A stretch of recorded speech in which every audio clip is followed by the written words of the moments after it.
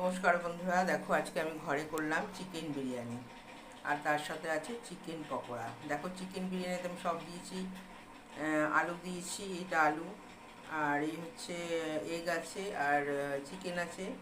এখানে আমি পেঁয়াজের বেরেস্তা দিয়েছি, আর যেরকম চিকেনটাকে রান্না করে নিয়েছি। আর এখানে দেখো আমার ইন্ডিয়া গেট চাল, একটা চাল দেখো কত বড় বড়। আর তার সাথে আমি ওকে একটা কাঁচা লঙ্কা দিয়েছি।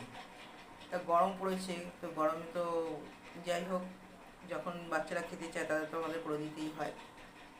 আর আমি যতটা পারি ঘরের খাবারই ছেলেকে খাওয়ার চেষ্টা করি। যখন যেটা বলে তখন সেটা আমি করে দেওয়ার চেষ্টা করি। তো যাই হোক, বিরিয়ানিটা দিয়ে খুব সুন্দর একটা গন্ধ বেরিয়েছে। আর হাতের ঘরে সাধারণত আমরা খুব সামান্য, মানে খুবই কম তেল মশলা দিয়ে করি, এটা শরীরের পক্ষে কোনো ক্ষতি নেই। তো ঠিক আছে বন্ধুরা, আজকে এই অবধি, দেখা হবে আবার একটা নতুন রেসিপির সাথে। নমস্কার, টাটা।